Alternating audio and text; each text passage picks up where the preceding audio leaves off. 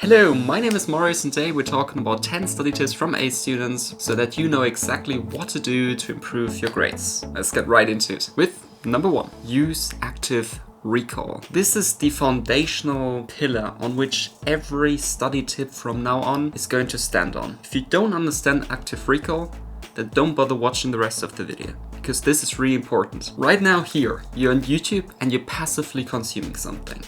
You watch me on the screen, you might be sitting in your bed, sitting at a desk, procrastinate because you're supposed to study, or are doing something completely else. I don't know. Some of you, maybe just a small majority of you, was actively looking for study tips. So they typed into their search, how to study like an A student, or something similar. Those people took action. And now everyone out there can do the same. And that's the exact difference between just consuming something passively with your study material and actively studying as well. By passively consuming something, you're just rereading something you already know or have read 1,000 times, rewatching a lecture, maybe just a part of a lecture, re-listening to your professor talking, whatever it is, you're not actively in the moment. And you can change that right now, today, by just simply doing one thing different. Ask yourself a question. It can be any type of question, of course, regarding your study material. It can be as fundamental as any way possible or very precise. What that does is to think about your study topics. It makes you not just sit there reading something, a text that you don't understand anyways and that you need to go back to eventually. No, then you have a very precise and clear goal of what you want to do. So whatever study material you have at hand, right now maybe, ask yourself questions. Actively use them and not just passively consume them. The second study tip is to use spaced repetition. Spaced repetition is a study technique where you increase the intervals in which you study a certain topic. So on one day you study one topic, on another day you study another topic, on the third day you study the first topic again, on the fourth day you study the second topic again.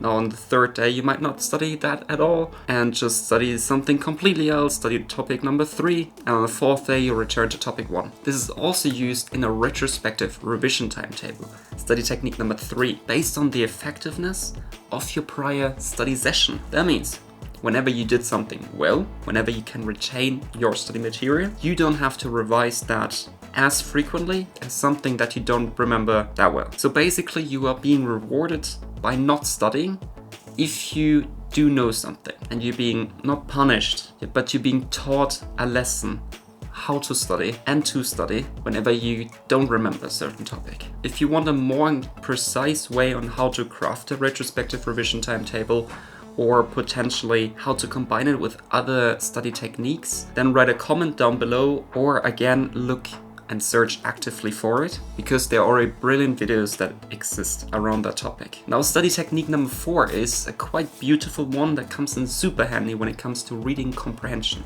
It's called the SQ3R Method. It's divided by 5 actions. Number 1, skim through your chapter, your study material, anything that you have to read. Number 2, ask questions. Again, in this particular case, it doesn't have to be a precise question. It can be fundamental ones in which you just go over the headlines and ask yourself, like for example, if the topic is about the Fibonacci sequence, then you ask, what is the Fibonacci sequence? Or how does the Fibonacci sequence look like? Or how does it work? So you're not going into detail here because you just don't have enough information given just from skimming a certain chapter, which is going to be fixed now in step number 3 by reading the chapter.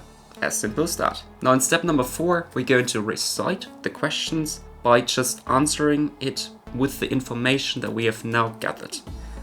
The fun part about it, why it is a very powerful technique, is because we're putting our study material aside, away from us. So we then again can use active recall and try to remember everything that we just read. And if you can't remember anything, then don't worry, because step number 5 is reviewing our answers and correcting them, maybe filling in some blanks, and we of course do that with the study material given, otherwise, where should the information come from? Study tip number 5 is note anything with Cornell-Notes, whether that's in a lecture, or you do your private notes, you do your readings, or anything else.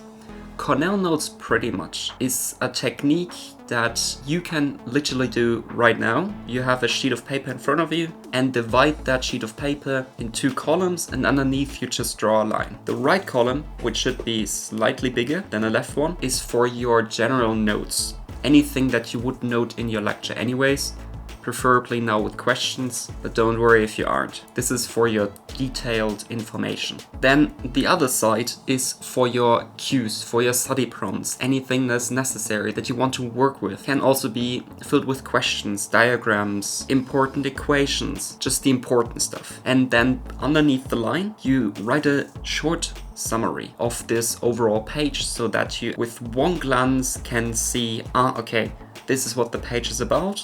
I don't have to read everything about it over and over again to memorize it. No, I just have to read this little paragraph down below. And in case you don't want to create such a retrospective revision timetable, Cornell-Notes, have no idea what to do with active recall, then I created a full college study kit, university study kit, academic resource pack. I'm currently trying to figure out the name, so write a cool name down below. That contains science-based study material, tons of notebooks, tons of templates for your studies, for your life out of school and university. It literally took me months to create it, so just check it out. Tip number 6, practice exams. And I bet you can already guess why we're doing that.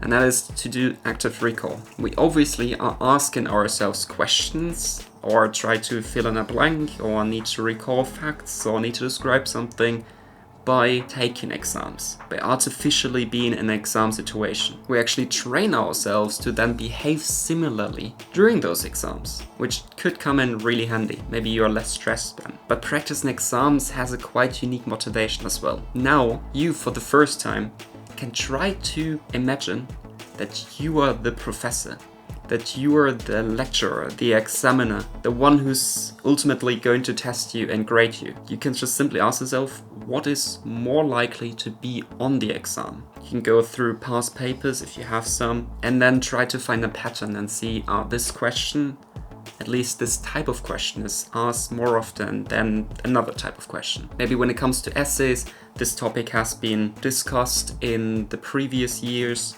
so there's just less of a likelihood that will come up again, and you can then plan out different type of essay topics. And so yeah, be an examiner. Number 7 is recreate mind maps. A mind map is a spider diagram where you have a center point, center question again, center fact, anything that you want to describe.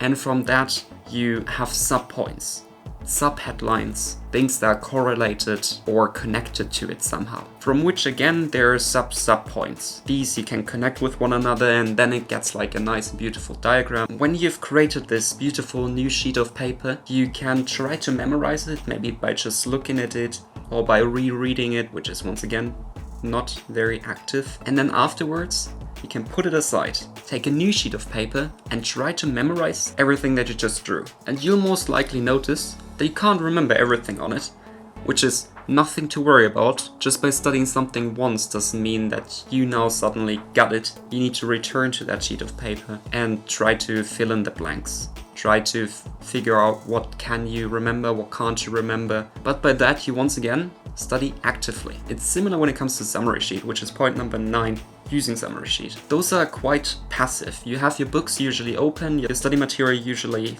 on your desk somewhere laying around, in your reach. And now you go create the most beautiful summary sheet, which could also kind of be a cheat sheet during an exam in case it's allowed to use. But what we're now going to do is to, again, put it aside, take a new sheet of paper and try to record everything that is on the summary sheet. And once again, you can't remember everything, which is not a big deal.